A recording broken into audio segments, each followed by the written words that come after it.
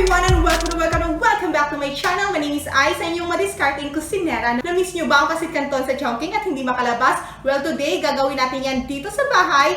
At narito ating mga kailangang sangkap. Yan, nakaprepare na po. At sobrang dali nitong gawin mga sis at sobrang tipid pa. At ngayon, magsisimula na tayo. At narito ating mga kailangang sangkap. Una natin kailangan ay itong egg noodles.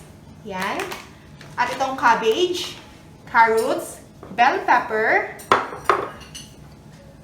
garlic, onion, at chicken strips. Yan, breast part ito. And then, kailangan din natin ito, optional ito, meatballs.